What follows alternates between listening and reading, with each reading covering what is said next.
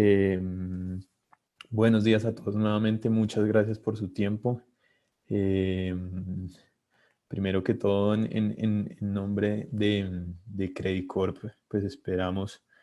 que todos estén muy bien allá en casa con sus familias y tienen la posibilidad de hacer teletrabajo. Em, Naturalmente, pues estos son días bastante raros y ninguno de nosotros esperábamos estar en un contexto en el que estamos hoy en día. Em, y esta presentación, pues, yo sé que se ha hablado y se habla mucho en el día a día de lo que es el coronavirus, lo que representa para nuestra vida cotidiana, para el sistema de salud, para la economía, pero pues creo que sí es importante repasar en la medida de lo posible tal vez la información más relevante que afectan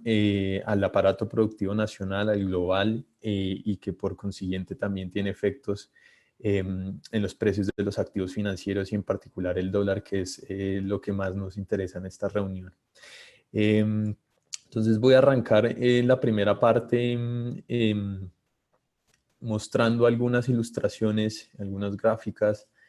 sobre lo que es este choque del coronavirus inicialmente para el sistema de salud y lo que ha representado para diversos países, contrastando un poco las estrategias que han utilizado para contener la propagación del virus. Y después pues entrar directamente a las implicaciones económicas, macroeconómicas y de los activos financieros que tiene el mismo efecto o el choque de la propagación del virus, además de las externalidades positivas unas y negativas otras de las medidas que se toman precisamente para disminuir el ritmo de contagio global o en cada uno de los países. Nos disculparán en la presentación, como podrán fijarse más adelante, tiene como un collage de gráficos prestados de muchos reportes y presentaciones de diversos centros de investigación, universidades, etcétera, porque la información relevante sale tan rápido en este contexto que pues simplemente uno va recopilando todo lo que puede para mostrarles a ustedes en mejor medida el material. Entonces, sí, ya, sin mucho preámbulo, pues iniciemos y haciendo otra vez, qué pena la aclaración, al final a través del chat podemos responder preguntas generales sobre la presentación, sobre las dudas que tengan respecto a ella, sobre temas potencialmente que no se hayan tocado y que quieran consultar.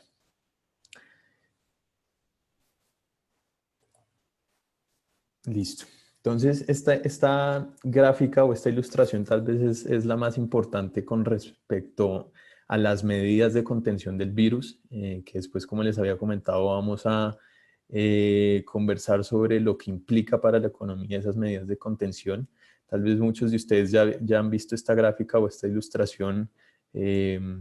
o similares. Simplemente las áreas sombreadas, tanto la roja como la azul, es el número de contagiados que puede tener un país o una región en particular. Y esa línea punteada que está ahí horizontal es la capacidad de respuesta o de absorción del sistema de salud de un país determinado ante un pico, un incremento acelerado de atenciones de pacientes críticos, la capacidad de respuesta del sistema de salud. Entonces la curva roja o el área roja simplemente muestra cómo reaccionaría o cómo sería el nivel de contagio de un país en particular del coronavirus si no se hacen medidas preventivas de distanciamiento físico como en la que estamos o en la que iniciamos en Colombia hoy, en la que se han hecho en muchos países en las últimas semanas. Esta es la principal razón por la que hoy en día nosotros estamos en cuarentena y muchos otros países del mundo también lo están. No es tanto para que nosotros individualmente nos enfermemos o le contagiemos o le pasemos el virus a nuestras familias y seres cercanos, sino el principal objetivo de aislarnos físicamente en nuestras casas durante un periodo de tiempo significativo es no colapsar el sistema de salud en el corto plazo, que como pueden ustedes ver, sin medidas de protección en el área roja, se colapsaría totalmente la respuesta del sistema de salud, mientras que si nos aislamos todos, vamos a tener tal vez un periodo de tiempo mucho más largo, como se puede observar ahí en el eje horizontal abajo, en el que tenemos que lidiar con la enfermedad, con las medidas preventivas de la enfermedad, pero no colapsamos el sistema de salud, ¿no? Entonces es por eso que estas medidas se han implementado de manera agresiva en muchas partes del mundo, en otros países no tanto, y esto es asumiendo naturalmente que pues todavía la cura no se encuentra en el corto plazo, y además la producción de una potencial vacuna, pues también hay que tener en cuenta que se demoraría en distribuir de manera robusta a lo largo de toda la población. Entonces, esta es tal vez la gráfica más importante para entender por qué estamos tomando las medidas que estamos tomando hoy en día. Naturalmente, ya vamos a hablar más adelante de eso. Eso tiene implicaciones sobre la actividad económica global y local muy significativas, que potencialmente nos puede estar desembocando tal vez en el evento económico de nuestras vidas, desafortunadamente. Yo creo que ya hay un consenso importante a nivel global de que la desaceleración o recesión económica que vamos a vivir a nivel mundial, y en particular en países desarrollados, en este primer semestre o tal vez en todo el año, va a ser más profunda que la de crisis financiera global del 2008-2009, que había sido además la más fuerte desde la Gran Depresión de 1930. Pero como les comenté, ya vamos a retratar eso un poco más en detalle más adelante. Entonces, en esta gráfica está el ritmo de personas fallecidas en diferentes países del mundo por cuenta del coronavirus, desde en el origen del eje, en donde se cruzan los dos ejes. Inicia el conteo después de que se muere la persona número 10 en cada uno de los países. Acá quiero que vean el ritmo, por ejemplo, inicialmente que está presentando España e Italia, que la verdad es abrumador. En el gráfico hay unas líneas punteadas diagonales rectas, no sé si las puedan ver. Hay una que dice que la primera que aparece a mano izquierda dice que las muertes se duplican cada 2 días, cada día, perdón, después cada 2 días, después cada 3 días. Y la más plana, que es donde está en este momento Japón y Corea del Sur, es que las muertes se duplican cada semana. Como pueden observar, y lo que resalto ahí precisamente son esos dos países, Corea del Sur y Japón, y otros países de Asia que no están en ese momento, en este gráfico, han presentado modelos parecidos.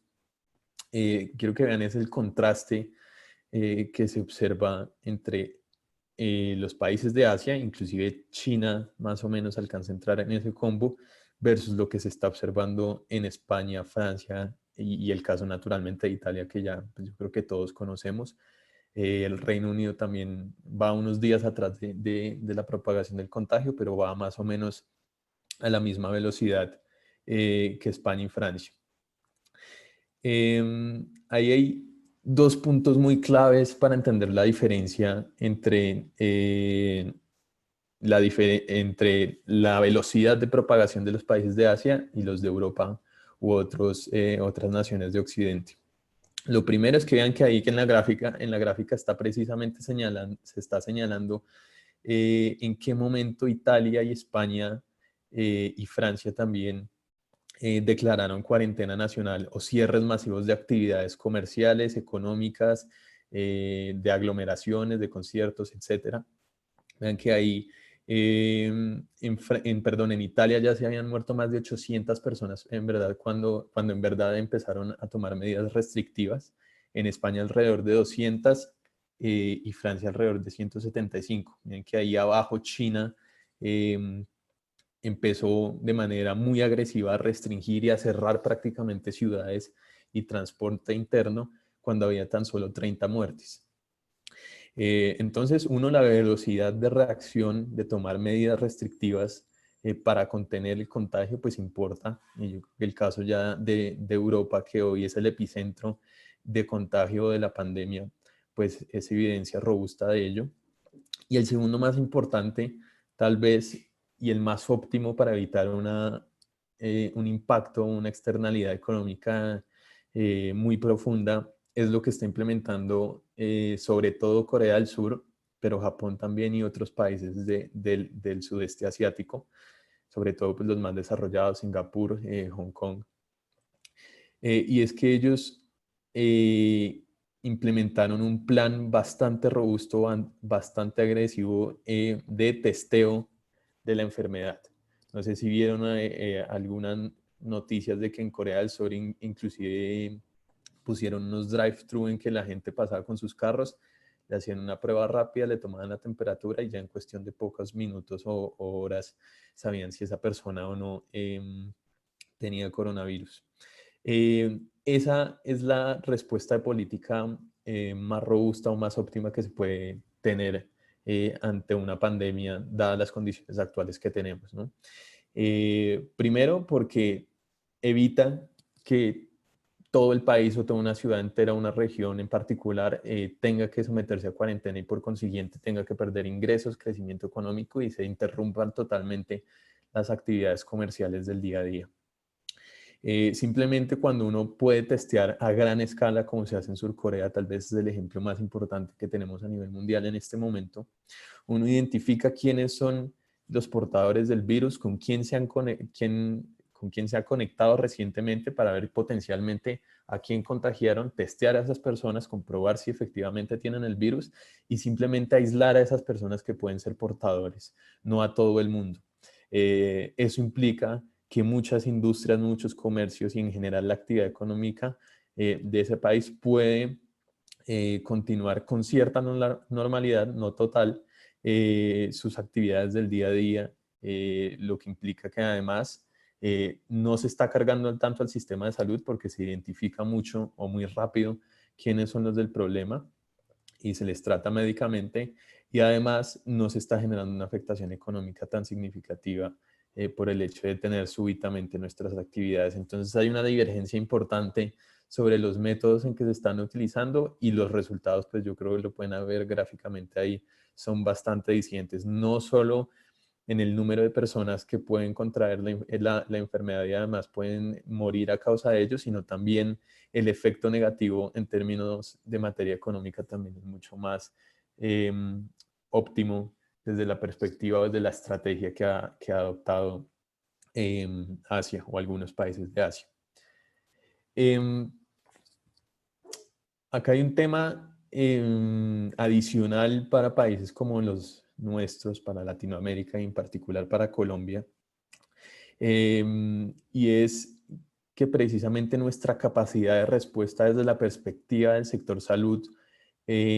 no es tan robusta naturalmente como la de un país desarrollado. Acá, perdónenme, me voy a volver un par de slides. Colombia, si uno se imagina estas dos curvas de Colombia y la capacidad del sistema de salud, imaginándonos que este gráfico es de Corea del Sur, uno tiene que trazar la línea horizontal punteada en Colombia bastante más abajo que la del país asiático. Y eso se ve en datos como los que están en esta gráfica. Ahí están el número de camas de hospitales,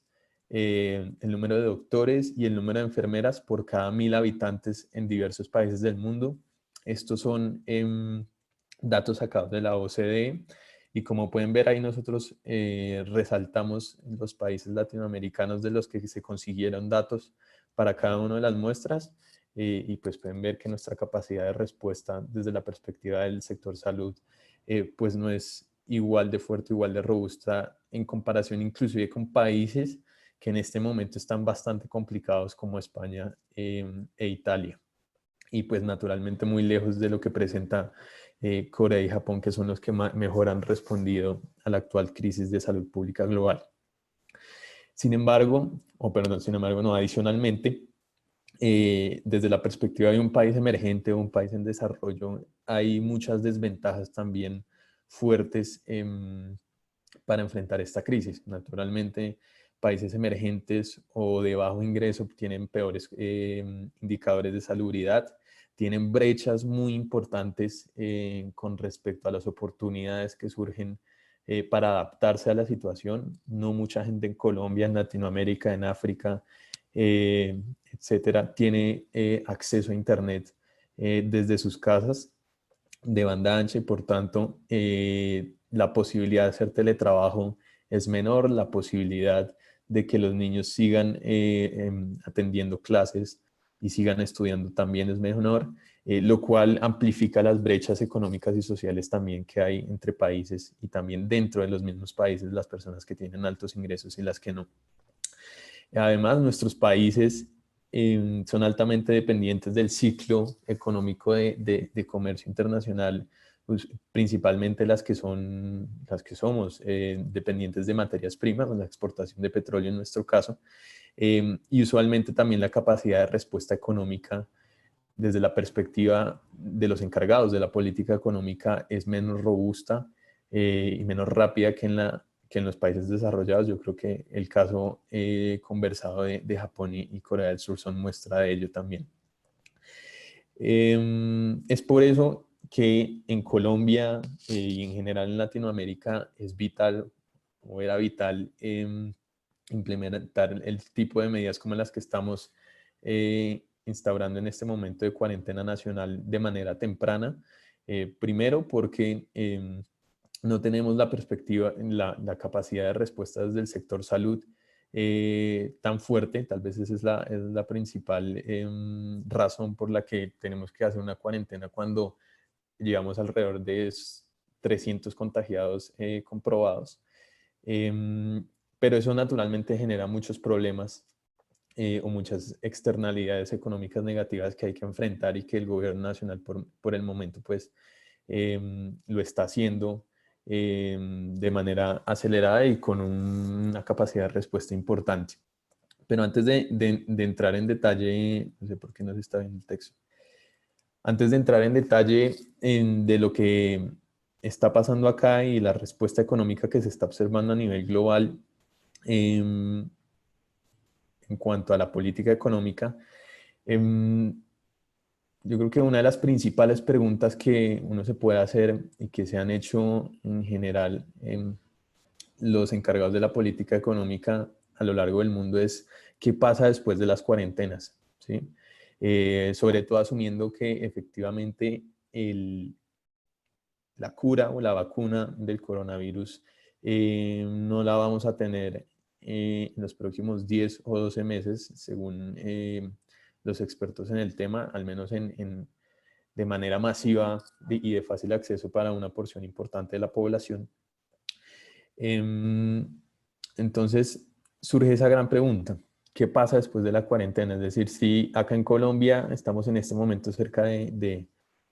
300, cercanos a los 300 casos, creo que es, llegamos a 1000 y en 1000 no deja ya se aplana la curva, logramos digamos, el fin de aislarnos en la casa durante 19 días o más. Ahí la pregunta es que volvemos a nuestras actividades normal del día a día, saliendo a trabajar, saliendo a los restaurantes, haciendo todas nuestras actividades que solíamos hacer. Y acá en esta gráfica que se presenta está la tasa de mortalidad de la influenza o la gripe, la gripe española, creo que la peste española es la cosa, en 1918-1919 en el Reino Unido, cuando hubo un pico de muertes bastante alto después del verano de 1918.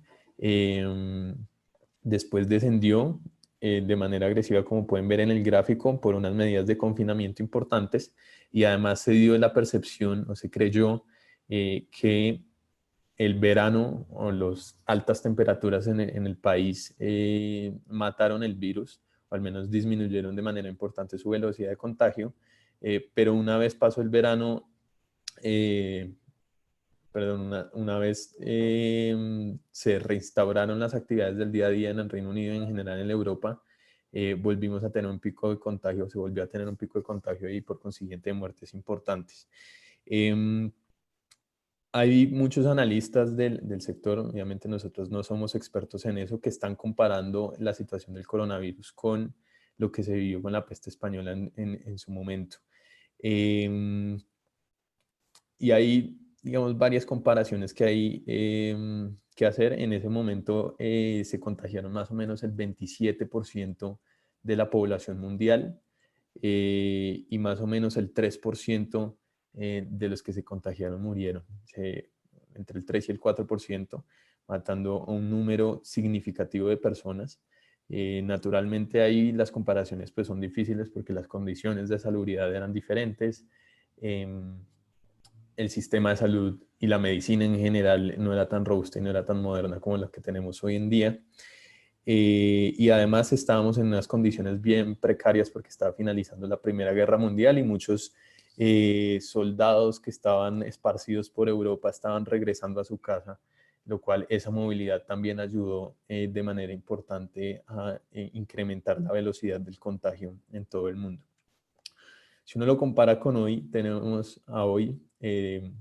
naturalmente las condiciones de salubridad son mejores, el sistema de salud y la medicina es mucho más moderna, pero el problema es que es un mundo hiperconectado, que hay millones y millones de vuelos entre países en una semana determinada, y además es un mundo que no se detiene nunca. Su sistema económico y social está construido en el movimiento constante. Por lo consiguiente, las medidas de confinamiento son mucho más dolorosas que lo que eran hace 100 años. Pero más allá del impacto económico, antes de entrar en eso, las medidas para mitigar la propagación son muy necesarias, porque si uno extrapola lo que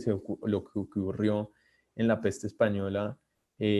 a hoy, en términos de las tasas de contagio y las tasas de mortalidad, implicaría que más o menos 2.000 millones de personas en el mundo estarían contagiadas con coronavirus al cabo de los próximos 12, 18 meses. Y más o menos 70 millones de personas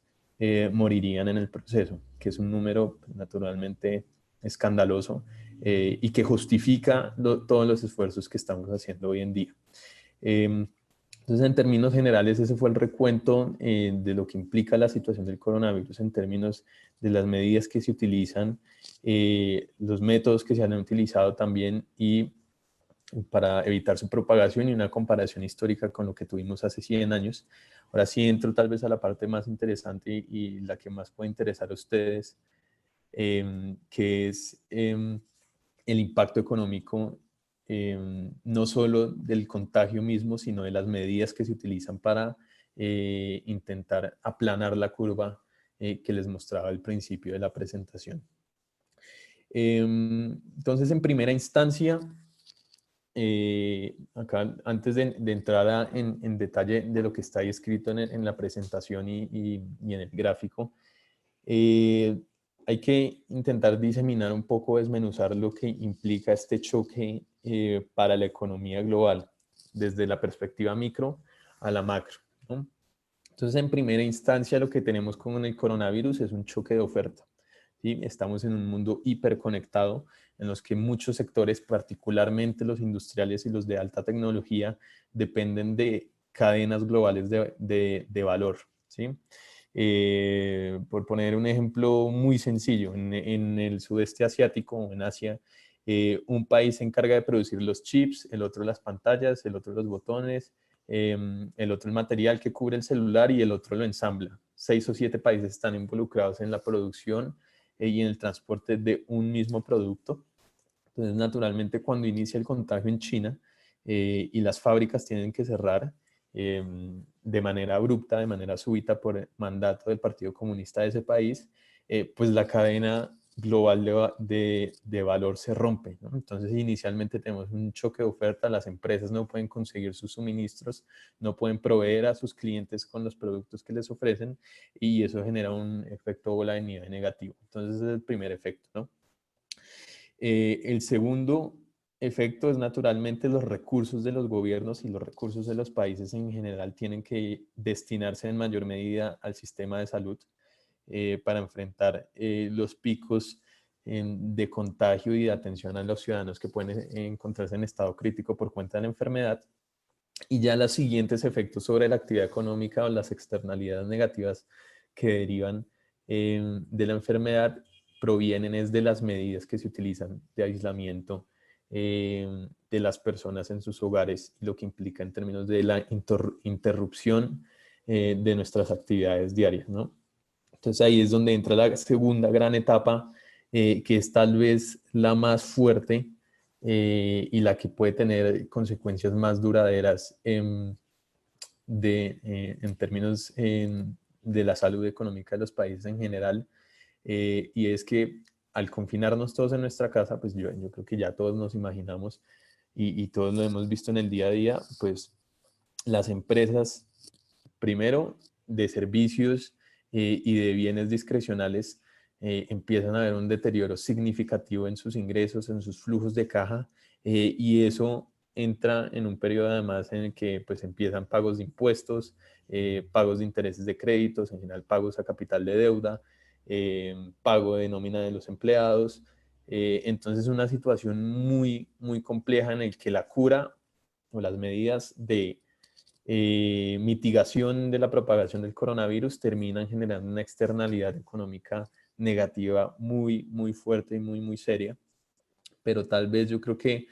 por lo que hemos conversado a lo largo de la presentación, por las características del coronavirus, pues es la respuesta que tenemos disponible. No todos los países somos Corea del Sur, ni tenemos la capacidad de respuesta para testear a más de 2.000 personas por día para ver si tienen coronavirus o no, aislarlos y traquear o rastrear, perdón, todas las personas con las que tuvieron contacto y aislarlos a ellos mismos. Entonces, nuestra capacidad de respuesta desde la perspectiva de un país emergente, inclusive desarrollados como Estados Unidos y algunos europeos, lo mejor que podemos hacer para evitar un colapso del sistema de salud y un pico de contagios y de muertes significativos es aislarnos, ¿sí? Entonces, en el momento del aislamiento,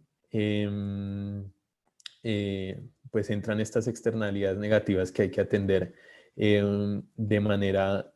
expedita y de manera robusta para evitar que la economía entre no en una recesión, porque ya el mundo está en una recesión profunda, como les había comentado, muy seguramente más profunda que la crisis financiera global de 2008-2009, sino evitar una depresión global como la que tuvimos en 1930 y que precisamente es lo que ilustra ese gráfico que está en la presentación. Entonces, la curva azul asumiendo la contracción económica que vamos a tener con medidas macroeconómicas sustanciales desde la perspectiva de política monetaria y política fiscal encargada por el gobierno a nivel global. En ausencia de medidas de contrapeso macroeconómicas, pero en línea con las medidas de confinamiento de la población, pues tendríamos lo que se ve en el área roja, que es una depresión económica como la que no hemos tenido a nivel global desde hace casi 100 años, en la que las tasas de desempleo subían 15 o 20 puntos porcentuales en un país determinado, la actividad económica se contraía a un ritmo de entre 10 y 15% en un año en particular. Ese fue el caso de Estados Unidos y pues las consecuencias sociales, políticas de medio y largo plazo, pues naturalmente serían muy, muy fuertes. Entonces ha habido un consenso sobre cómo enfrentar esta crisis de salud y crisis económica ya. Y ese consenso va en línea con un marco de pensamiento a lo largo de países desarrollados y emergentes por igual. Y es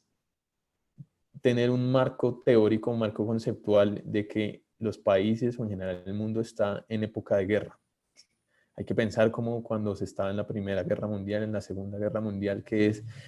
afrontemos todos los costos que tengan que ser necesarios o implementemos todas las medidas necesarias para contener el coronavirus ya, para que no tengamos una crisis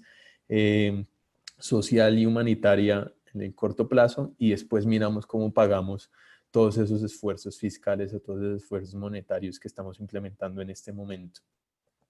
Entonces, he visto en muchos artículos de muchos economistas de renombre, premios Nobel, que dicen, este no es momento de pensar en déficit fiscal, este no es momento de pensar en el endeudamiento general de un gobierno o de un sector privado, hay que pensar fuera de un contexto normal o fuera de la normalidad que estamos acostumbrados a pensar así, en los últimos 10 o 12 años desde la crisis financiera global. Hay que pensar fuera de ese marco teórico y hay que tomar medidas estructurales muy fuertes para que esto no termine siendo otra vez una tragedia humanitaria por cuenta del coronavirus. Después miramos cómo pagamos ese endeudamiento adicional que estamos adquiriendo hoy. Después miramos cómo bajamos la inflación que estamos propagando en este momento por el mayor gasto. Pero tenemos que atender la crisis en este momento. Hay muchos artículos precisamente que resaltan esa idea que les mencionaba, que hay que pensar como si estuviéramos en épocas de guerra, y muchos economistas han mencionado en la Segunda Guerra Mundial Estados Unidos tenía un déficit fiscal del 20-25% del PIB. En la crisis financiera global 2008-2009 tuvo uno del 9 o el 10%. Hoy no supera el 3%. Hay que pensar fuera de lo que veníamos acostumbrados en los últimos 10 años, ¿sí? Entonces, en primera instancia, las medidas post confinamiento de la población tienen que estar enfocadas a los más vulnerables, naturalmente, porque los choques, por definición, externos, llámese un desastre natural, una pandemia, una recesión global, lo que sea, dejan mal parados es a los más vulnerables, a los trabajadores informales, a los trabajadores de contrato a término fijo, a los desempleados, a toda esa población son las que las crisis les pega más duro. Entonces, naturalmente, los esfuerzos tienen que estar concentrados en ese segmento de la población. Entonces, desde la perspectiva de Colombia, lo que hay que pensar es que tenemos una tasa de informalidad a nivel nacional alrededor del 60% si uno incluye la población rural. Si uno mira las 13 principales ciudades,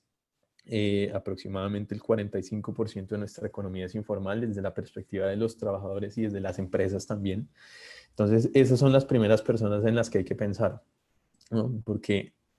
el hecho de que no puedan salir a la calle a hacer su trabajo, obviamente ellos la mayoría de ellos no pueden hacer teletrabajo, van a perder sus ingresos de manera inmediata y claramente Colombia es un país que no ahorra, pero especialmente ese sector de la población no tiene ahorros.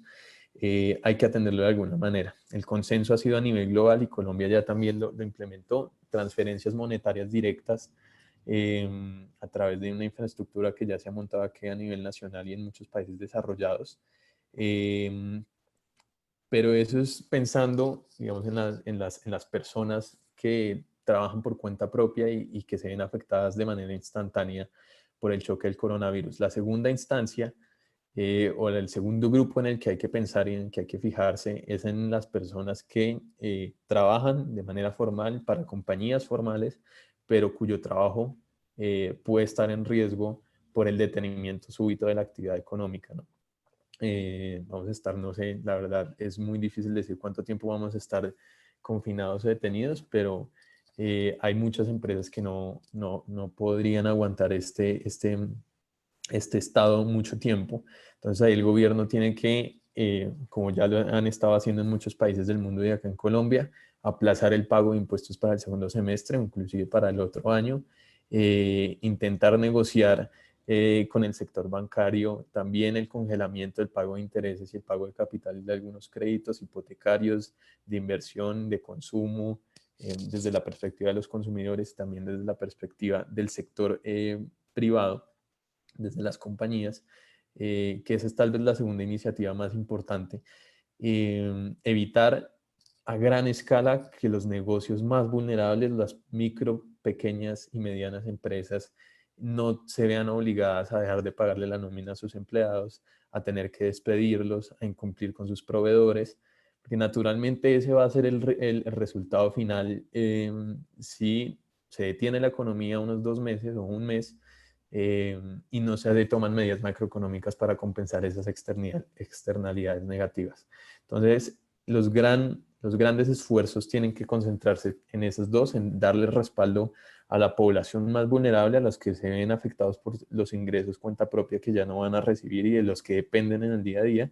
y también darle respaldo al sector privado a través de descuentos tributarios, aplazamientos en los pagos, negociación de créditos con la banca, inclusive otorgamiento de créditos directos desde el sector público, para apaciguar un poco este golpe. Hay que tener en cuenta también la característica de este choque y la situación en la que estamos.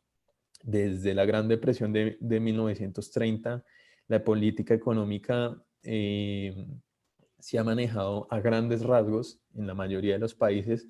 con un enfoque keynesiano, que es básicamente medidas de estímulo contracíclicas. En momentos de vacas gordas, ahorrar, de alto crecimiento, ahorrar, acumular capital, generar o gestionar fondos de estabilización, de ahorro, y una vez estemos en desaceleración, en vacas flacas, en recesión económica, ahorrarse esos gastos, esos ahorros, perdón, que acumulamos en los años de bonanza, para así disminuir la volatilidad del ciclo económico y hacerlo mucho más sostenible en el largo plazo. Este caso no aplica esas medidas keynesianas o contracíclicas, simplemente porque por más de que se bajen las tasas de interés desde la perspectiva de los bancos centrales, o por más que el gobierno gaste de manera acelerada en infraestructura o en lo que sea en el corto plazo, eso no va a resolver el problema. El problema es una crisis de salud global, una pandemia que la tasa de interés naturalmente no va a resolver, que el gasto en infraestructura tampoco va a resolver, diferente al sector salud naturalmente. Entonces hay que pensar otra vez fuera de las convenciones normales de la política económica. Entonces la política económica debe estar enfocada a la absorción del choque, evitar que esta recesión sea precisamente una recesión y no una depresión, como lo comentaba hace algunos minutos. El tema es que con las firmas la situación pues es preocupante. Ahí disculpa, se me quedó, he pegado el título que no era, pero lo importante es el gráfico. Este es un estudio que hizo JP Morgan sobre firmas de Estados Unidos nada más, hace unos 3 años, si no estoy mal,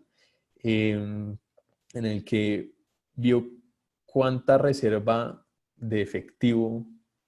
o de caja tenían diferentes compañías a lo largo del país, clasificándolas naturalmente por sectores, para sobrevivir X cantidad de días. Y como pueden observar ahí la media, que es la línea punteada que está en la gráfica, el promedio de compañías de Estados Unidos, excluyendo las grandes corporaciones internacionales, tienen tan solo 27 días para cubrir sus gastos operacionales y de corto plazo en efectivo guardado en la caja, ¿sí? Solamente el 25% de las compañías en Estados Unidos contaba con 62 días o más de flujo de caja para cubrir sus costos de corto plazo. Y esto está hablando de Estados Unidos, ¿no? Si uno extrapola eso a países emergentes o en desarrollo como el nuestro, pues yo creo que la situación es bastante más precaria en ese sentido. Por eso les comentaba que en la parte de la capacidad de respuesta del sector salud de un país como el nuestro, la capacidad de respuesta en términos de política económica es mucho más limitada simplemente por el alcance que vamos a tener. Puede que el gobierno nacional, tal y como lo está haciendo, salga a darle respaldo a las empresas, salga a darle respaldo a los individuos más vulnerables, pero simplemente tenemos mucha más población que atender que la que debería atender un país desarrollado como Estados Unidos en general en Europa. Entonces el reto es mucho más significativo para Colombia o para Latinoamérica en general, y es por eso que de manera acertada nos parece estas medidas de confinamiento prolongado llegaron en buen momento antes de que esto en verdad se nos saliera de las manos y generara una crisis social y humanitaria mucho más profunda. Acá simplemente dejo unos bullets sobre precisamente lo que se ha hecho en Colombia en respuesta a la crisis que tenemos hoy en día, más allá de la cuarentena nacional en la que estamos, y que va muy en línea con lo que les acabo de comentar y lo que se hace a nivel nacional,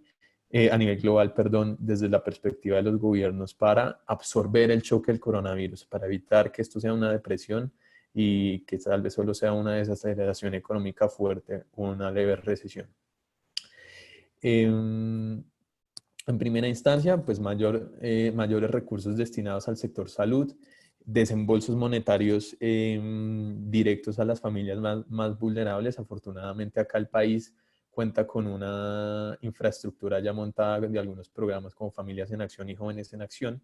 Pero bueno, ahí tienen el material ustedes para revisar lo que se ha hecho desde la perspectiva del gobierno. Yo creo que ha salido bastante en las noticias.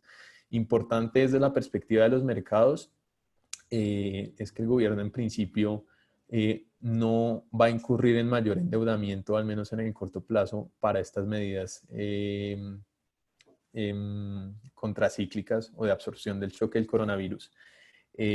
Más o menos se va a gastar 1.5% del PIB para estas transferencias monetarias, para incrementar los recursos al sector salud.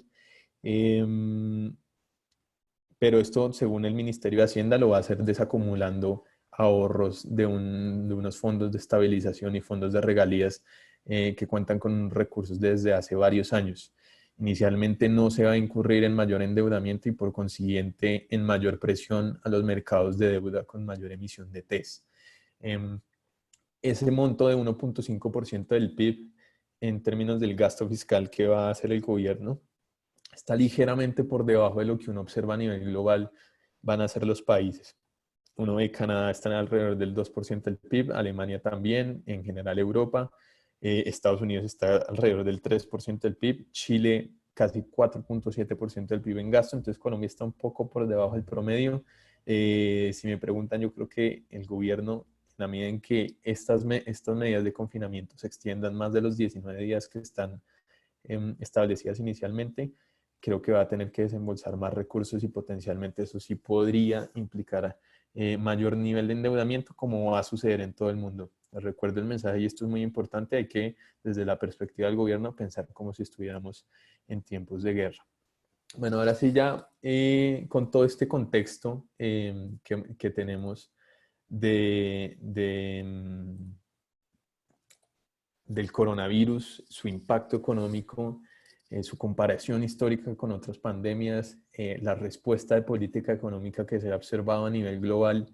y en nuestro país en particular. Hay que entender también el contexto económico en el que estamos, el contexto del mercado financiero también, para intentar responder la pregunta de por qué hemos tenido una reacción de los activos de riesgo que hemos tenido en las últimas 3 semanas o el último mes, que ha sido violenta. Otra vez les refuerzo la idea que estamos en una situación mucho más fuerte o más fuerte que la crisis financiera global 2008-2009, características muy diferentes. En ese momento, tal vez hace 10 años, estaba el miedo, que pues era bastante relevante, de que bancos gigantes a nivel mundial estaban a días o horas de quebrarse en ausencia de la intervención del Estado, y la quiebra de grandes corporaciones financieras a nivel mundial podía implicar el colapso del sistema financiero global. Hoy, pues naturalmente la situación es muy diferente, pero la profundidad de la crisis y por consiguiente la reacción de los mercados también, ha sido más relevante. Y además creo la situación de la economía mundial actualmente está un poco más precaria o era un poco más precaria antes del choque que lo que teníamos hace 10 años. Y es en particular por un punto que yo les he resaltado en repetidas ocasiones en presentaciones anteriores en Credit Corp para los que han tenido la oportunidad de estar, y es el nivel de endeudamiento tanto público como privado a nivel global que se ha venido acumulando desde hace varias décadas ya, pero en particular en los últimos 10 años de manera acelerada. Hay varias explicaciones sobre eso. La que yo más refuerzo y la que les he comentado es que las grandes instituciones de política monetaria a nivel mundial, la Reserva Federal, el Banco Central Europeo, Banco Central de Japón, ha mantenido una política expansiva durante mucho tiempo. Esto quiere decir que han tenido las tasas de interés en niveles muy bajos durante muchos años. niveles históricamente bajos, en cero o inclusive niveles negativos, como ya lo hemos charlado. Eso naturalmente incentiva al sector privado y al sector público a endeudarse, ¿sí? Y en principio, el endeudamiento desde la perspectiva tanto individual, de una persona, de un hogar, como a una empresa o como para una empresa o como para un país en general, tiene que estar encaminada idealmente a proyectos productivos que generen ingresos o rendimientos superiores al costo financiero que yo estoy adquiriendo por incurrir en la deuda, ¿no? Si yo me endeudo al 5% anual, espero yo tener unos ingresos provenientes de ese capital que estoy invirtiendo, al menos del 6% o más para yo cubrir los costos de intereses, ¿no? El problema es que se han venido acumulando muchas regulaciones, muchas tendencias, muchas posturas, más allá de las tasas de interés muy bajas, que han generado un problema de endeudamiento muy importante y que explican la reacción del mercado que tenemos hoy en día, o parte de la reacción del mercado. Una de ellas, y es en Estados Unidos, y pues lo que pasa en el mercado financiero en Estados Unidos repercute a nivel mundial naturalmente, es que las compañías, las grandes corporaciones del país norteamericano aprovecharon para endeudarse muy barato. Había mucho apetito en el mercado por deuda corporativa particularmente porque los títulos de deuda de los gobiernos rendían a tasas muy bajas. Entonces, un título de deuda de una aerolínea, de un banco de inversión o de GM, por ejemplo, de cualquier empresa de Estados Unidos, ofrecía un rendimiento mayor, supuestamente a un perfil de riesgo bastante seguro. Entonces había mucho apetito, entonces las compañías aprovechando eso, emitían mucha deuda con tasas de interés relativamente bajas y lo que hacían con esa compra, con ese capital que adquirían a través de la deuda, es recomprar sus acciones en el mercado. Esa fue tal vez una de las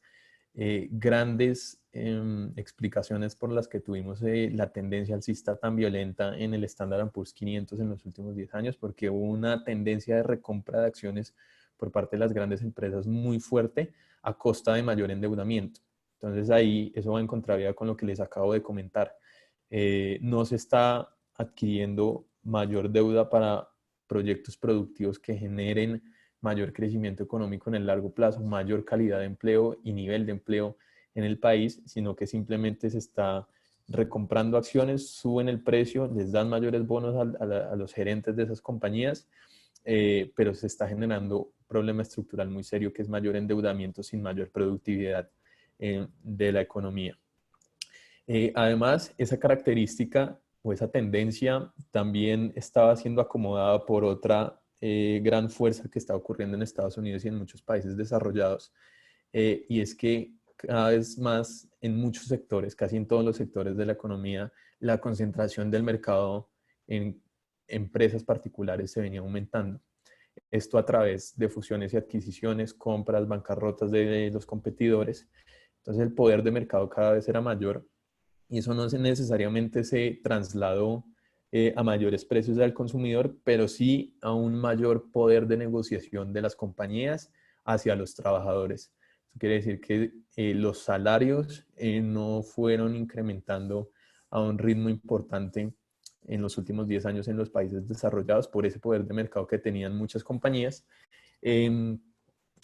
Y esa gran utilidad que le generaba a las compañías por tener ingresos relativamente constantes o creciendo a un ritmo moderado, pero salarios bien contenidos por ese poder de negociación, eso le permitía a las compañías pagar los altos niveles de deuda que estaban adquiriendo para hacer recompras de acciones en los últimos años. El problema es que ese sistema naturalmente pues dependía de que no tuviéramos un choque tan fuerte como el que estamos teniendo hoy a nivel global. Y además, porque a nivel, digamos, de caracterización del choque del coronavirus, es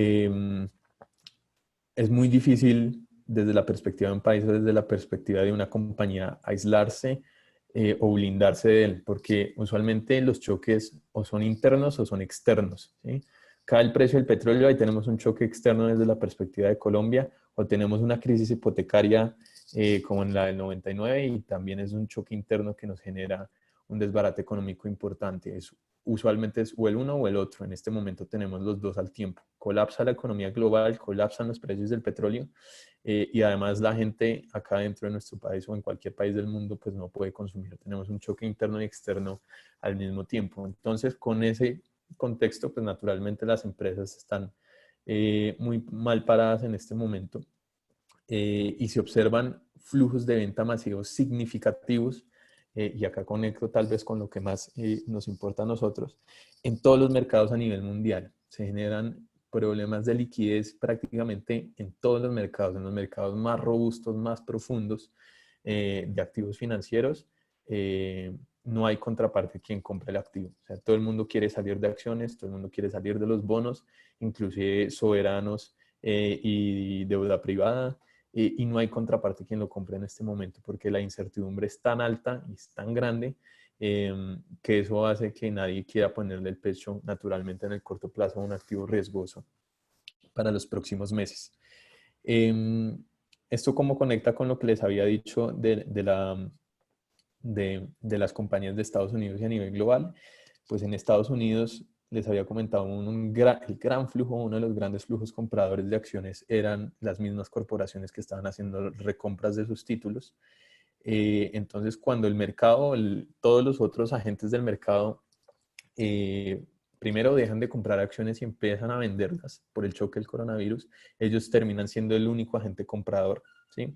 Pero por otro lado, su deuda nadie se las va a comprar en este momento, nadie les va a prestar plata, porque las expectativas es que el coronavirus sea un choque tan fuerte que se deteriore las condiciones de crédito naturalmente del sector privado y haya muchas dudas o muchos riesgos de que puedan honrar su deuda en los próximos meses o trimestres. Entonces también inclusive se vende de manera generalizada los activos de deuda, y eso genera un círculo vicioso que termina en lo que les había comentado, de los problemas de liquidez muy fuertes que tenemos en todos los mercados en este momento. Además, como está en esa gráfica, y no me apoyé en los últimos minutos mucho en contenido visual, pero en esa gráfica que está ahí en la presentación, simplemente tenemos un gráfico de dispersión,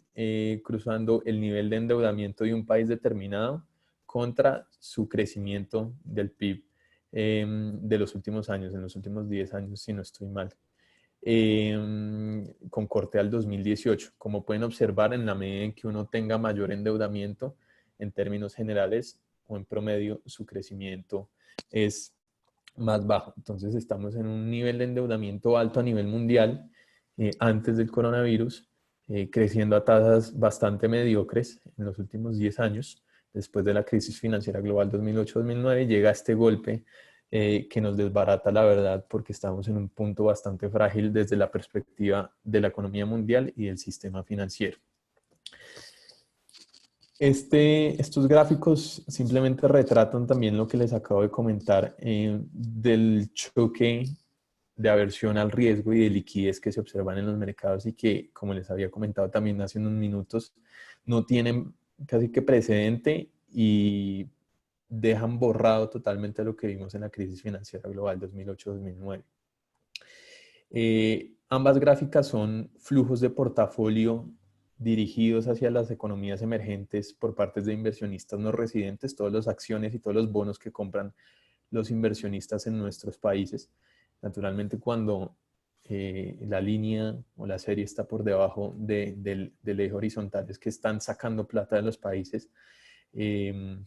Y como pueden ver en los dos gráficos, la intención es comparar la situación actual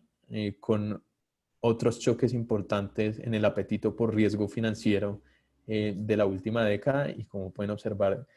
el ritmo o la velocidad con la que los inversionistas han salido de nuestros mercados ha sido violenta, sin precedentes en la historia, o al menos desde que se tienen datos. Y naturalmente, pues nuestro sistema financiero global está en un nivel de interconexión que no teníamos en la historia. Entonces seguramente este ha sido la mayor salida de capitales financieros de corto plazo en la historia que hemos tenido por cuenta de este choque, ¿no? Se generan disrupciones económicas por el detenimiento súbito de la actividad económica, todos confinados, se rompen las cadenas globales de valor y eso genera un choque de incertidumbre sobre los mercados financieros. Todo el mundo se quiere resguardar en los activos más seguros que puedan encontrar. Naturalmente ese es el oro y el dólar norteamericano en este momento, o los títulos de deuda del Tesoro norteamericano, y salir de todo lo que huela a volatilidad, todo lo que huela a riesgo, todo país que pueda tener una situación complicada en los próximos meses porque el gobierno potencialmente no puede compensar de manera económica las medidas de confinamiento que ya hemos conversado, o porque su producto, como el caso de Colombia, de exportación estrella, presentó un colapso en su precio y por consiguiente también las expectativas del desempeño económico en el corto y el mediano plazo no son las más robustas, ¿no? Entonces, eso en términos generales es la situación en la que estamos, y este gráfico también yo creo que ilustra los excesos que se observaban o que se observan en los mercados financieros a nivel global desde el foco de Estados Unidos para entender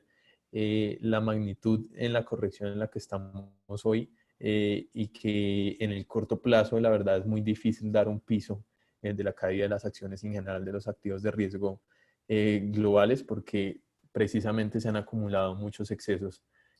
a nivel mundial en los últimos 10 años. Esa gráfica que está ahí, la línea azul, es el PIB de Estados Unidos en base 100 en 1994 y la línea que está arriba es la riqueza neta de los hogares norteamericanos. Usualmente las fuentes de riqueza de los hogares de Estados Unidos son sus inversiones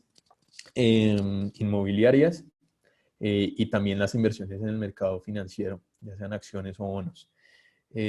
Como pueden ver, ahí hay tres tal vez picos en los que diverge la riqueza neta de los hogares con el crecimiento del PIB. Por allá en el 2000-2001, cuando estalló la burbuja de los .com, después donde está la primera flecha que ponemos en la gran crisis financiera global 2008-2009, y vean que la brecha que tenemos hoy en día no se compara con lo que hemos tenido en las últimas dos crisis. Eso es básicamente por la gran valoración o valorización que han tenido los activos financieros en Estados Unidos y en general a nivel global en los últimos 10 años, por los bajos niveles en tasa de interés, por las recompras de acciones que han hecho las compañías a costa de endeudamiento, y esto a pesar de un crecimiento económico, la verdad, bastante bajo a nivel global y desde la perspectiva de países desarrollados. De esto siempre se venía hablando, de estos excesos, de las burbujas en el sistema financiero en los últimos 5 años, cuando ya se acumulaban más o menos 6 o 7 de tasas de interés muy bajas a nivel mundial desde la perspectiva de los países desarrollados. Pero es una bola de nieve que no paraba, ¿no? El que no comprara acciones en Estados Unidos o el que acortara acciones en Estados Unidos, pues estaba loco, estaba perdiendo una rentabilidad superior al 20% anual en los últimos 5 años. Pero naturalmente pues eso estaba susceptible a cambiar como lo está haciendo ahorita de manera muy acelerada, porque en estos últimos 5 años pues no teníamos obviamente la perspectiva de que un choque de semejante magnitud iba a afectar no solo las cadenas globales de valor y la economía mundial, sino también los sistemas financieros de manera transversal a nivel mundial de manera tan fuerte. Simplemente esto es una forma de ilustrar de que las correcciones en los mercados que hemos tenido recientemente responden naturalmente al coronavirus y a la situación económica que ellos representan, pero que también es respuesta a unos desequilibrios financieros en términos de la relación de la actividad económica real y el desempeño de los activos financieros de riesgo en los últimos 10 años. Es una combinación de las dos cosas y yo creo que eso se los he recalcado en diversas presentaciones en el último año. El desempeño del sistema financiero de los mercados de capitales a nivel mundial ha sido uno y el de la economía ha sido otro en los últimos 10 años, y el coronavirus llegó y está ajustando esa divergencia que hemos presentado durante una década o más de una década. Entonces, para entender un poco el comportamiento que tenemos hoy en día, hay que tener en cuenta esos dos factores. Naturalmente, la naturaleza y las características del choque del coronavirus, que repasamos al principio de la presentación, y dos, los excesos en el sistema financiero por cuenta del excesivo apalancamiento, el excesivo endeudamiento que hay desde el sector privado y también desde el sector público en los últimos 10 años, que ha conllevado una inflación en los activos financieros de manera excesiva. Termino la presentación antes de entrar en preguntas con la parte del dólar. Naturalmente la perspectiva de Colombia de cara a la tasa de cambio pues es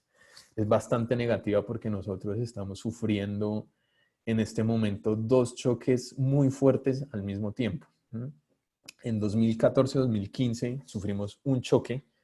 que fue la caída en los precios del petróleo. Ahí saltamos de 2.000 a 3.000 pesos por dólar de manera estructural en nuestra tasa de cambio, como ustedes bien saben.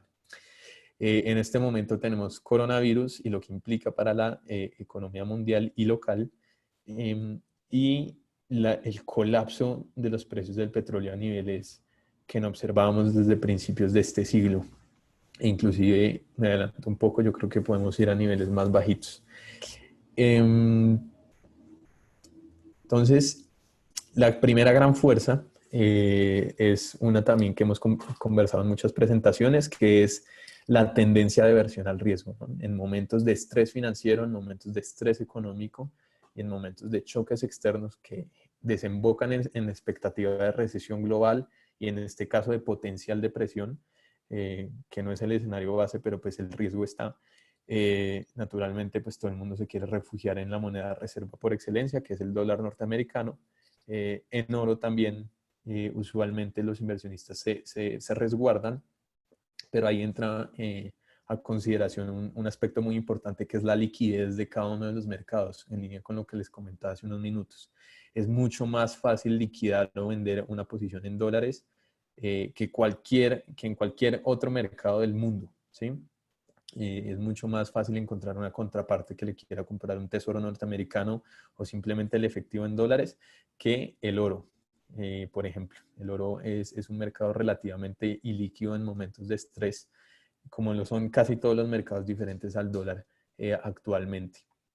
Entonces es la primera gran fuerza, y recordarán que yo les he comentado esta tendencia de aversión al riesgo y sobreponderación en el posicionamiento de dólares a nivel global viene acumulándose desde tal vez principios del 2018 o mediados del 2018, cuando el ciclo económico global estaba llegando a su pico, cuando Europa y Estados Unidos estaban creciendo de manera sincronizada a buen ritmo. China ya se está empezando a desacelerar y usualmente el dólar, como les he comentado, va muy de la mano. Los ciclos del dólar van muy de la mano con los ciclos globales de crecimiento global. Esa es la primera gran fuerza. Entonces, la aversión al riesgo y sobreponderación de posición en dólares viene acumulándose hace casi 2 años. Naturalmente, lo del coronavirus profundiza mucho más esa tendencia, al punto en el que no solo los fondos a nivel global, los hedge funds, los fondos de pensiones, lo que sea, digamos, los agentes del mercado financiero sobreponderan sus posiciones en dólares, sino que también el sector real empieza a tener preferencia o apetito por tener su caja o en general sus ahorros o su capital en dólares y no en la moneda en el país en el que tal vez obtengan sus actividades o en el que estén domiciliados. Eso es por un lado, y por el otro, desde la perspectiva de Colombia, pues desafortunadamente tenemos lo de los precios internacionales del petróleo, que la verdad en el corto plazo no pareciera tener un piso visible. Ver niveles esto sin ser un pronóstico, pero no, ver niveles de $20 por barril en los próximos días o semanas, pues no me extrañaría. Tenemos un choque sincronizado también en ese mercado de demanda y de oferta. Pues demanda, naturalmente, se apagó de manera súbita el aparato productivo global, inicialmente en Asia, inicialmente en China, que es uno de los principales demandantes de petróleo. Y en segunda instancia, pues Rusia y Arabia Saudita rompen un acuerdo de recorte en la producción que habían realizado desde 2016 aproximadamente y que venían cumpliendo de manera muy juiciosa en los últimos años. Entonces, más allá del rompimiento del acuerdo en recorte en la producción, iniciaron una guerra de precios inundando el mercado con crudo. Por lo que se consolida lo que les había comentado, un choque de oferta negativo y un choque de demanda negativo y un choque de oferta positivo, aumento significativo en la producción global. En este sentido, en la medida en que se siga profundizando los efectos del coronavirus en la economía mundial, en la medida en que se siga propagando en Estados Unidos en particular, un país en el que la verdad tengo bastante temor con la evolución de la pandemia, pues yo creo que la aversión al riesgo, los problemas de liquidez en otros mercados van a seguir profundizando la preferencia por dólares de los agentes económicos a nivel mundial, al menos hasta que pase la crisis. Ya ahorita les explico ese gráfico que está ahí, que es una comparación con lo que pasó en 2008-2009.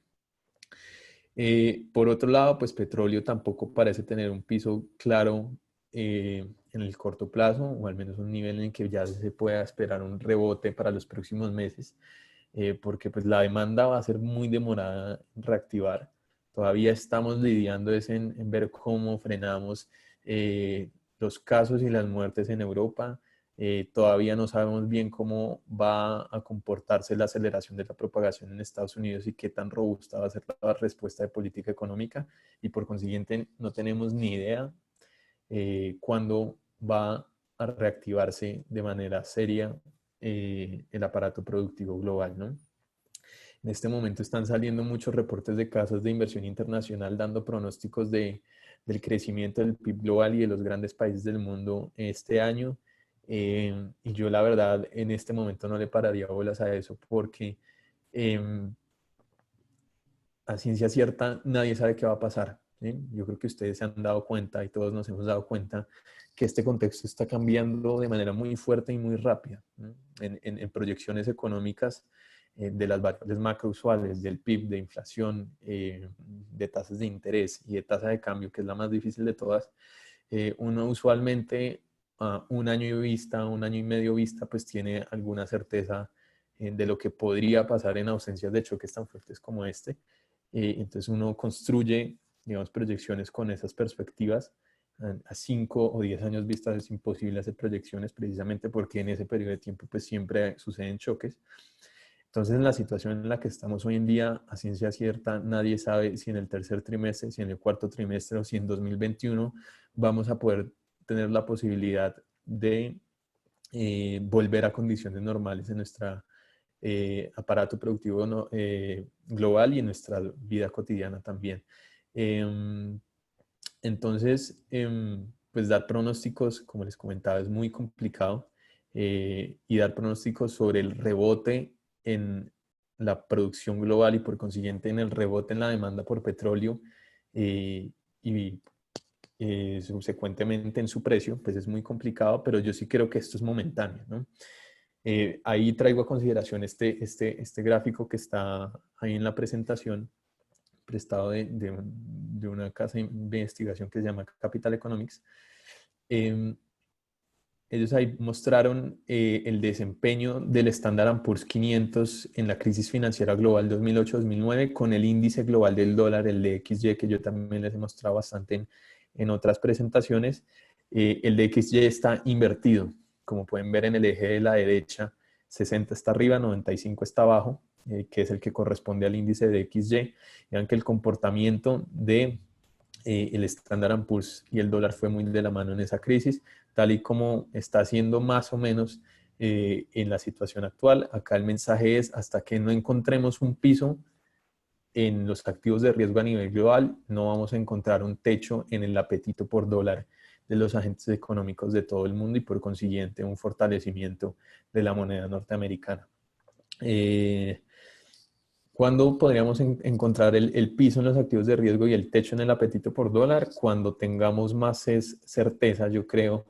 de que la pandemia se está controlando en los principales países desarrollados, de que no está generando unas repercusiones económicas duraderas muy fuertes como una potencial depresión,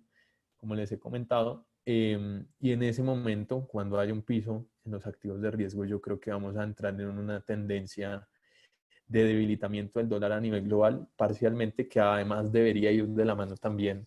con un rebote del precio del petróleo por cuenta de una reactivación en la demanda. Lo que pasa es que otra vez, en línea con lo que les acabo de comentar, es muy difícil saber a ciencia cierta, y la verdad nadie sabe si este rebote se va a materializar en un mes, en 6 meses o a final de año, ¿sí? Es muy difícil. Yo creo que el objetivo de esta presentación, y espero haberlo logrado, era más que darles un pronóstico concreto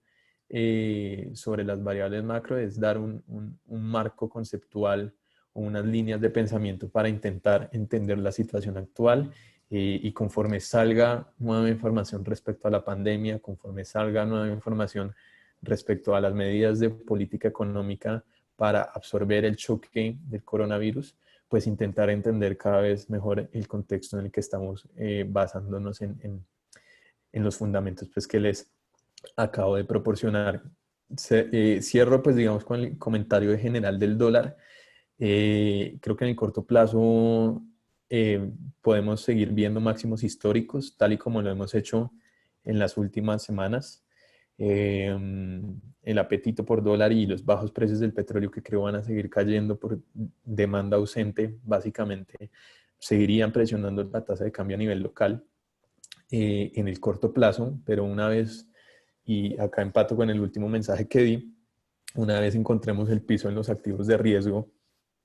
por cuenta de que logramos dominar la propagación del coronavirus a nivel mundial, o al menos en los países desarrollados más relevantes, pues sí creo que vamos a encontrar una tendencia de reversión en tanto los precios del petróleo como nuestra tasa de cambio, como en los activos de riesgo a nivel mundial. Acá lo del el precio del petróleo va a tener dos factores de ajuste importante. Uno, el rebote de la demanda una vez tengamos la reactivación económica. Y dos, muchas empresas de producción de shale oil o de fracking en Estados Unidos tienen un coste de producción muy alto, alrededor de entre 40 y 60 dólares, dependiendo de la compañía. Naturalmente los precios ahorita no le funcionan, entonces es cuestión de algunos meses tal vez que muchos de ellos o quiebren o tengan que cerrar la llave de producción. Entonces ahí tendremos un factor de ajuste doble de oferta y demanda. Lo que sí vemos es que difícilmente vamos a converger a unos precios del petróleo altos del 60 o 55 dólares por barril. Seguramente va a estar alrededor del 50 o 45 o algo por el estilo, lo que implica seguramente que la tasa de cambio, una vez corrija acá en Colombia, tal vez no va a volver a los niveles que tuvimos de 3.200 o 3.300 hace algunos meses, sino algo por encima de eso, 3.500 potencialmente. Yo creo que eso es todo. Muchas gracias nuevamente por la participación. Vi que se conectó mucha gente. Voy a entonces iniciar acá viendo si han mandado algunas preguntas. Con respecto a los que han preguntado sobre compartir la presentación, claro que sí. Yo creo que al final las memorias van a quedar ahí para todos disponibles. Me hacen una pregunta sobre la posible dolarización de Colombia. Yo creo que esa es tal vez la peor medida que se puede implementar acá en el país, dada la situación actual. Yo creo que el sistema de flotación cambiaria ha mostrado sus bondades en los últimos 5 años en Colombia de manera importante. Básicamente, cuando se nos cae el precio del petróleo, sí, si nos depreciamos un montón, estamos en 4.000 o por encima de eso en la tasa de cambio, pero precisamente eso compensa al sector petrolero, uno, que va a recibir menos dólares por cada barril que vende, pero va a recibir más pesos por cada dólar que ingresa. Entonces, eso es un compensador para ellos y directamente para los exportadores en general. Si tuviéramos una economía dolarizada, tendríamos dos choques negativos. Uno, pues la misma caída de nuestro producto de exportación y el colapso de la economía mundial. Y dos, nuestra moneda estaría muy fuerte, ¿sí? Si uno compara si tuviéramos dólares acá Por ejemplo, para venderle a Brasil, la tasa de cambio con Brasil ya no sería 3 reales por dólar, sino ahora sería 5. Entonces nuestros productos, además de que habría poca demanda internacional, por precio no serían competitivos porque tendríamos una moneda muy fuerte. Entonces ahí se pierden los beneficios de tener nuestra moneda propia, y además estaríamos sujetos totalmente a los ciclos económicos de Estados Unidos y a lo que ellos decían con el dólar. Y eso, pues nuestras necesidades y nuestros ciclos son muy diferentes a los de ellos. Entonces no creo que deberíamos atarnos eh, a la política monetaria de Estados Unidos. Eh, uh,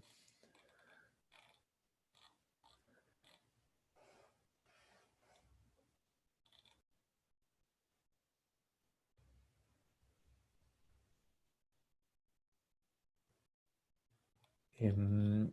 Hay unas preguntas con respecto a qué podría implicar en términos de abastecimiento de los productos y por consiguiente de inflación en el corto y en el mediano plazo para las economías. Eso es una gran pregunta porque otra vez estamos en condiciones extraordinarias en el que hacer proyecciones también es muy difícil. Pero en la perspectiva de la inflación, naturalmente, inicialmente tenemos un choque de oferta por bajo abastecimiento eh, de algunos productos en particular porque se rompen las cadenas de valor. Tenemos el segundo choque de oferta, que es la depreciación del peso colombiano, de las monedas emergentes en general, que genera presión de costos para los productores y para el consumidor final. Entonces, inicialmente yo creo que eso va a ser inflacionario, pero en el mediano plazo, una vez entre, digamos, dentro de la economía el colapso de la demanda interna y de la demanda global de los consumidores, pues naturalmente la inflación debería corregir a ritmos significativos en los próximos meses. Creo que vamos a tener un pico de inflación y después converger hacia niveles del 3% en el caso de Colombia, o más bajo más adelante. Me preguntan también precisamente cuál sería la transmisión de la depreciación cambiaria sobre la inflación. Eso depende mucho del ciclo económico en el que se esté, del momento en el ciclo económico en el que se esté. Hay estimaciones que apuntan a que es de un 10% más o menos sobre la inflación de transables, que es más o menos el 18% de la canasta del IPC. Eso quiere decir que si el peso colombiano se deprecia un 10%, ese 10% se traduce en 1% de pass-through sobre la inflación de transables, que además es 18% de la canasta. O sea, sería algo así como 18 básicos por cada 10% de depreciación de la moneda colombiana, pero eso es solo en transables. También hay que considerar todas las otras medidas como alimentos, que también se ve afectada por la depreciación cambiaria. Yo creo que en el escenario actual el pass-through va a ser importante, porque pues naturalmente los empresarios, que además van a ver afectados potencialmente sus flujos de caja, van a intentar transmitir lo más que puedan al consumidor el aumento en los costos provenientes del aumento en la tasa de cambio. Con respecto a lo que puede hacer el Banco de la República, acá traigo a consideración algo que les comenté a lo largo de la presentación, que es: estamos en momento de pensar desde la perspectiva de la política económica como si estuviéramos en época de guerra, ¿sí? Después miramos eh, los costos de las políticas que se instauren en este momento, después miramos cómo se paga la deuda adicional en la que se incurre. Hay que evitar a toda costa el colapso del sistema financiero. Actualmente hay que evitar a toda costa una crisis monetaria o una potencial depresión económica. En ese sentido, creo que el Banco de la República tiene que no olvidarse, pero sí dejar un poco de lado digamos, su mandato constitucional, que es mantener la inflación alrededor del 3% con un rango de tolerancia de un punto porcentual. En este momento tenemos una inflación del 3,7, alrededor de eso. Creo que puede subir un poquito el próximo mes. Pero creo que el Banco de la República debería bajar tasas de interés. Nosotros tenemos la proyección de que en la reunión del viernes lo haga en 50 puntos básicos, a un nivel de 3,75. Seguramente eso podrá implicar un desanclaje de las expectativas de inflación, o al menos una subida parcial de ellas, pero otra vez, esos costos creo que los enfrentaremos y responderemos a ellos más adelante. No es momento para preocuparse de las expectativas de inflación o del nivel de endeudamiento del gobierno.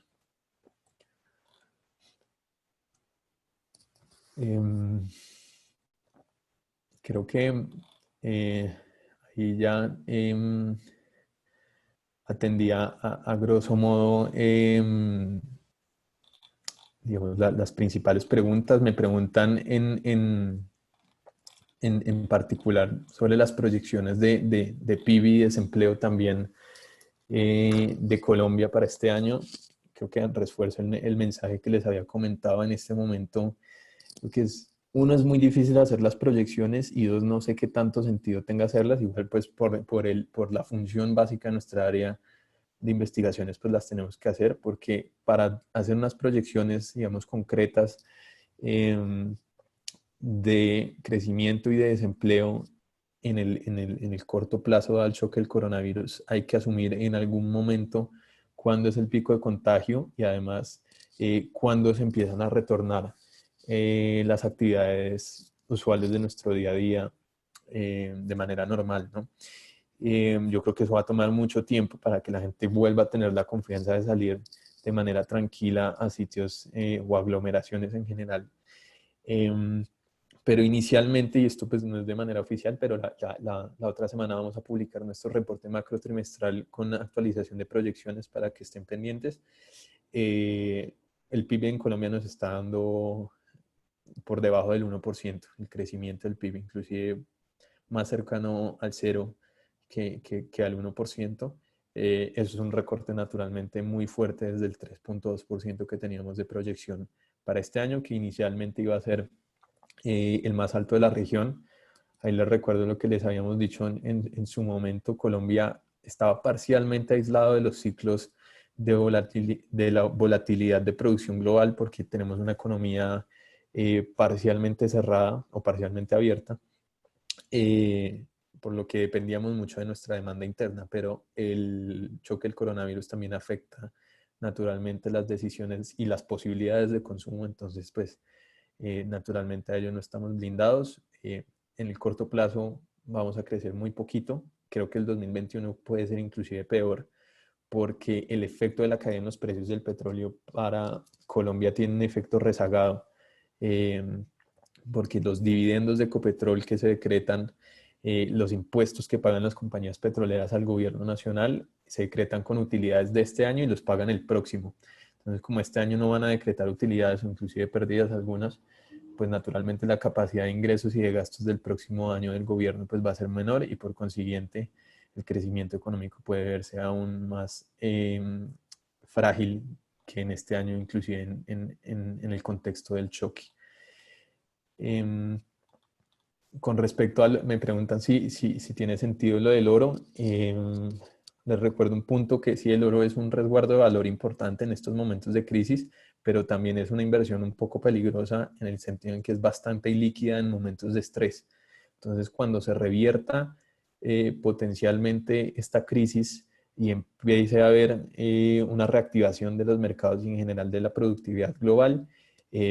pues mucha gente va a salir a liquidar su posición de oro de manera muy agresiva y otra vez ahí entra a jugar el tema de la liquidez y eso hace que los precios corrijan de manera mucho más rápida que un activo que pueda tener un poco más de contraparte, digamos, en situaciones de venta masiva.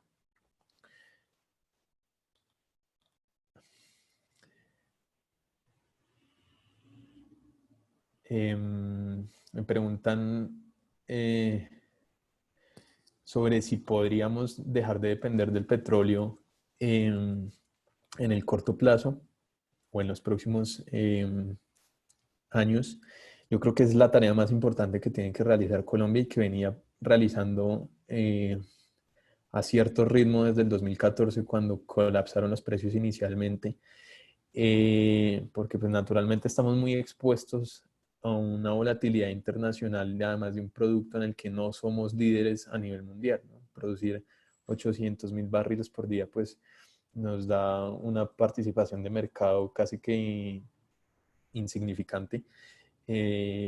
Entonces, sí, la tarea de diversificación de la canasta exportadora en general del aparato productivo global es lo más importante y es la tarea más relevante que se tiene que hacer.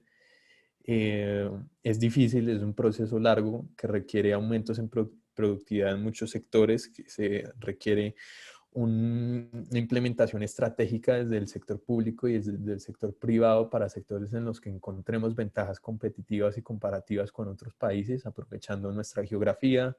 nuestras características de nuestro capital humano, nuestros recursos. Pero eso es demorado y se necesita hacer inversión en infraestructura, se necesitan hacer reformas estructurales, fiscales, pensionales, laborales, que nos permitan aprovechar otros sectores diferentes al petrolero y nos permitan hacernos menos dependientes a él. Yo no soy partidario de que vamos a olvidar el petróleo, por ejemplo, como dice Gustavo Petro, para dedicarnos a otras cosas, porque pues también el petróleo nos da muchos recursos que nos permiten invertir en otros sectores o necesidades que tenemos como país. Pero yo creo que, y tal vez este es el punto más positivo que saco de toda esta situación del coronavirus a nivel mundial y en particular para acá, para Colombia, eh, y es que cuando estamos contra las cuerdas y en momentos de alta necesidad, yo creo que los incentivos están mucho más alineados para responder de manera más óptima. Ni el partido del gobierno, naturalmente, ni los partidos de oposición quieren destruir al país con políticas populistas, uno creería, bajo la situación actual que tenemos, sino se deben tomar las medidas más apropiadas y las más correctas para generar, digamos, una salida lo menos traumática posible a la situación actual y por consiguiente tener una perspectiva de mediano y largo plazo mucho mejor. Entonces es tal vez yo el punto importante que saco acá. Yo creo que en estos momentos de crisis es cuando mejor se pueden alinear los incentivos para que el gobierno y el Congreso puedan adelantar reformas estructurales que el gobierno o en general el Estado colombiano ha aplazado durante años, inclusive décadas, en el frente pensional y en el frente laboral en particular, que además puede tener réditos de largo plazo y uno de ellos puede estar, si se siguen implementando políticas productivas de diversificación de la canasta exportadora. Eh, Creo que nos extendimos un poquito más de lo que estaba programado. Muchas gracias por